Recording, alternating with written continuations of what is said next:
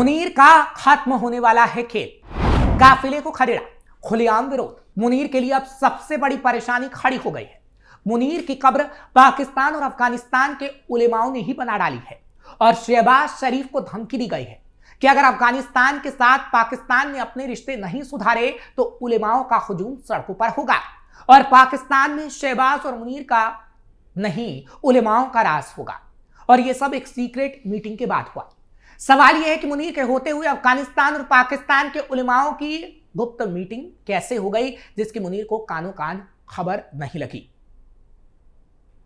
और अगर उलेमाओं ने आगे कोई बड़ा फैसला लिया तो शहबाज और मुनीर को देश से निकाला तक जा सकता है। पर क्या वाकई ऐसा होगा? आज पूरी डिटेल इस खास प्रोग्राम कच्चा चिट्ठा में। नमस्कार, मैं हूं आपके साथ हर्ष भारद्वाज। पाकिस्तान और अफगानिस्तान के बीच बढ़ते विवाद ने एक और नया मोड़ ले लिया है और एक नया मोर्चा बना दिया है। यह नया मोर्चा पाकिस्तानी सेना प्रमुख जनरल आसिम मुनीर के लिए नई चुनौतियों को खड़ा कर सकता है। अफगानिस्तान में तालिबान शासन और पाकिस्तान के प्रमुख धार्मिक विद्वान एक दूसरे के करीब आते नजर आ रहे हैं, यानी उलेमा। ये गठजोड़ पाकिस्तानी सेना द्वारा अफगानिस्तान पर किए जा रहे हमलों की खुलकर आलोचना कर रहे हैं, जिससे मुनीर और शहबाज की मुश्किलें बढ़ती जा रही हैं। जमीयत उलेमाए इस्लाम यानी JUIF के प्रमुख मौलाना फजलुर रहमान ने हाल ही में कराची के लियारी में एक सभा में पाक पीएम शहबाज शरीफ और सेना प्रमुख मुनीर पर निशाना साधा। उन्होंने दोनों के दोहरे रवैयों को उजागर करते हुए कहा कि अगर पाकिस्तान का अफगानिस्तान पर हमला करना जायज है तो फिर भारत पाकिस्तान के अंदर घुसकर आतंकियों को क्यों नहीं मार सकता। यह बयान अब तालिबान को भा रहा है।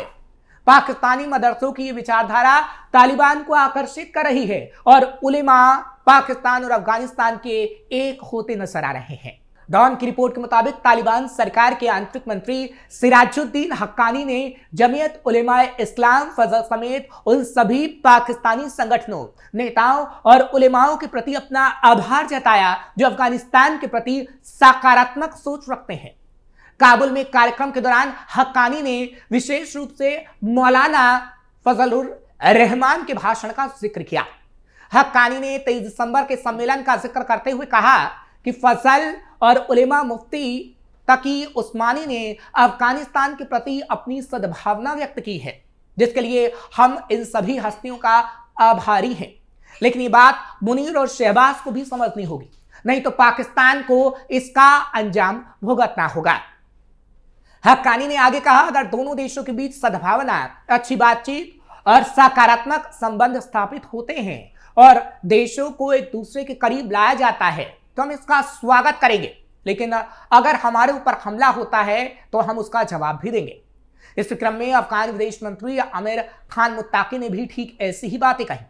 उन्होंने कहा, हाल ही में प्रसिद्ध मदरसों और यूनिवर्सिटी और पूरे पाकिस्तान से धार्मिक आंदोलनों और पार्टियों के विद्वान कराची में जमा हुए और अपनी सरकार को सबसे अच्छी सलाह दी। यह सलाह मुनीर और शहबाज को भी माननी चाहिए, नहीं तो एक दिन ऐसा आएगा जब पाकिस्तान और अफगानिस्तान के उलेमा एक साथ होंगे और मुनीर और शहबाज कुछ नहीं कर पाएंगे। कैसे मुनीर और शहबाज के लिए बने सिरदर्द? इस बात को ऐसे समझा जा सकता है कि JULF पार्टी पाकिस्तानी सरकार के गठबंधन दल का हिस्सा है।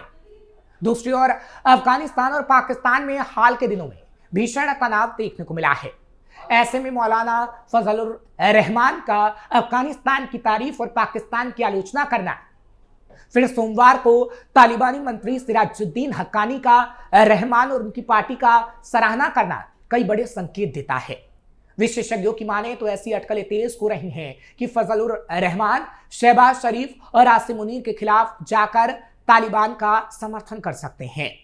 विशेषज्ञों की माने तो ऐसी अटकलें लग रही हैं कि फजलुर रहमान शहबाज शरीफ और आसिम मुनीर के खिलाफ जाकर तालिबान का समर्थन कर सकते हैं, जैसा कि वो करते रहे हैं, जो कि मुनीर और शहबाज के लिए काफी मुश्किलों का दौर होगा।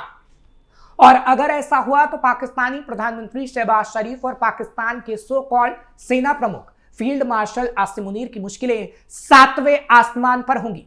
ऐसे में सवाल यह खड़ा हो रहा है कि क्या पाकिस्तानी उलेमाओं ने सरकार के विरोध में अब सड़क पर उतरने का भी ऐलान कर दिया है और शहबाज और मुनीर को किसी बड़े गेम में फंसा दिया है। सियासत के सुल्तान कहे जाते हैं मौलाना रहमान। मौलाना फजल रहमान को पाकिस्तान के राजनीतिक गलियारों में सियासत का सुल्तान के नाम से जाना जाता है। वो तालिबान के कट्टर समर्थक नेताओं में शुमार किए जाते हैं। रहमान उन नेताओं में है जिन्होंने पाकिस्तान में इस्लामी शरिया के मुताबिक कानून लागू करने की मांग की थी और उनका इस तरीके से तालिबान के उलेमाओं के लिए और तालिबान के प्यार में ऐसा कह देना पाकिस्तान के लिए सरदर्द बन सकता है, क्योंकि मौलाना फजल रहमान अगर सड़कों पर आ गए तो उनके साथ कई समर्थक तो उतरेंगे, लेकिन आवाम भी सड़कों पर होगी जो मुनीर के लिए संभले नहीं संभलेगा। मुनीर ने दिखाई थी अफगानिस्तान को आंख। दरअसल ये मामला तब ज्यादा भड़क गया जब पिछले दिनों हमने देखा कि मुनीर ने अफगानिस्तान को किस तरीके से आंखें दिखाई। आपको याद होगा, हाल ही में पाकिस्तान की सेना प्रमुख आसिम मुनीर ने अफगानिस्तान की तालिबान सरकार से ये कहा था कि उसे इस्लामाबाद के साथ अच्छे संबंध चाहिए या तहरीक तालिबान पाकिस्तान टीटीपी के साथ अच्छे संबंध। मुनीर ने आरोप लगाया कि पाकिस्तान में घुसपैठ कर हमले करने वाले ज्यादातर आतंकी अफगान नागरिक हैं। मुनीर ने यह टिप्पणी 10 दिसंबर को इस्लामाबाद में आयोजित नेशनल उलेमा कॉन्फ्रेंस में अपने संबोधन के दौरान की थी। हालांकि उनका पूरा भाषण जारी नहीं किया गया था, बल्कि इसके कुछ अंश स्थानीय टीवी चैनलों पर प्रसारित किए गए थे। आसिम मुनीर ने कहा था कि पाकिस्तान लंबे समय से सीमा पार आतंकवाद का दंश झेल रहा है। टीटीपी के जिन गुटों के आतंकी पाकिस्तान में घुसपैठ करते हैं उनमें करीब 70% अफगान नागरिक हैं। पाकिस्तान और अफगानिस्तान के बीच तनाव लगातार बढ़ रहा है। इस्लामाबाद का आरोप है कि अफगान तालिबान अपने क्षेत्र से सक्रिय आतंकी संगठनों खासकर टीटीपी पर लगाम लगाने में विफल रहा है। पाकिस्तान का कहना है कि तहरीक तालिबान पाकिस्तान के आतंकी डुरुंड लाइन पार कर हमले करता है, जबकि काबुल इन आरोपों से इनकार करता रहा है। अपने संबोधन में मुनीर ने अफगानिस्तान की तालिबान सरकार से तय करने को कहा कि वो पाकिस्तान के साथ है या टीटीपी के साथ, और जब तक वो तय नहीं करेगा पाकिस्तान और अफगानिस्तान के रिश्ते अच्छे नहीं हो सकते। ये मुनीर की तरफ से कहा गया। हालांकि जब पाकिस्तान और अफगानिस्तान के उलेमा अब साथ आ रहे हैं तो मुनीर घबराहट में है और अफगानिस्तान के खिलाफ हाल ही में कोई बयान मुनीर का सामने नहीं आया है, क्योंकि मुल्ला मुनीर ये जानता है कि अगर उलेमाओं ने ठानी तो पाकिस्तान ना तो मुनीर के हाथ में रहेगा और ना ही शहबाज शरीफ के, क्योंकि मौलाना रहमान इस्लामी शरिया के मुताबिक कानून लागू करना चाहते हैं और पाकिस्तान में उन्होंने इसका ख्वाब देखा है जो मुनीर और शहबाज के रहते तो पूरा नहीं हो सकता। इसलिए वो तालिबान के साथ हाथ मिलाना चाहते हैं कि शरिया कानून पाकिस्तान में लागू हो और पाकिस्तान उनके कब्जे में हो। अफगानिस्तान और पाकिस्तान का बढ़ रहा तनाव। दरअसल अफगानिस्तान और पाकिस्तान के संबंधों में तनाव कोई नया नहीं है। सीमा पर झड़पें पहले भी कई बार हो चुकी हैं, कभी अफगान सैनिकों की गोलाबारी से तो कभी पाकिस्तान के हवाई हमलों से। इस विवाद की जड़ डुरुंड रेखा है जो 1893 में ब्रिटिश शासन के दौरान खींची गई थी, लेकिन अफगानिस्तान इसे आज तक औपचारिक रूप से स्वीकार नहीं करता।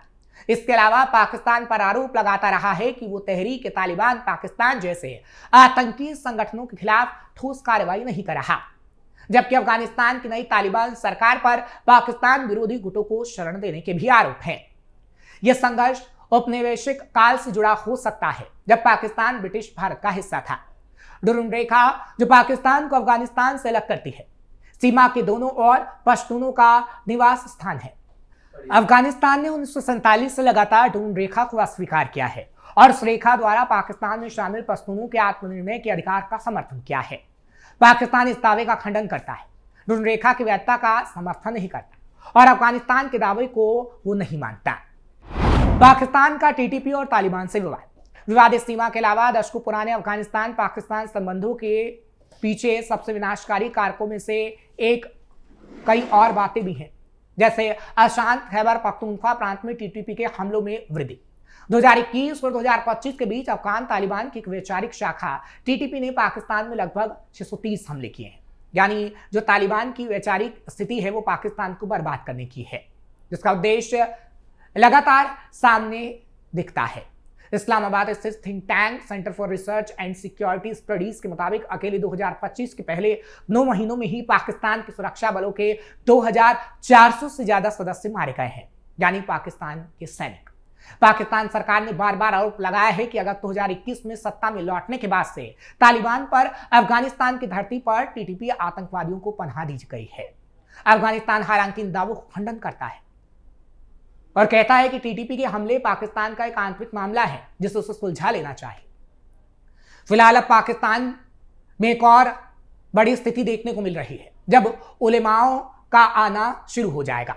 फिलहाल अब पाकिस्तान में तालिबान और पाकिस्तान के उलेमाओं का साथ आना ये दुश्मनी दूर कर पाएगा या नहीं, या फिर अफगानिस्तान और पाकिस्तान के उलेमा मुनीर और शहबाज के लिए नासूर बनते हैं, ये देखने वाली बात होगी।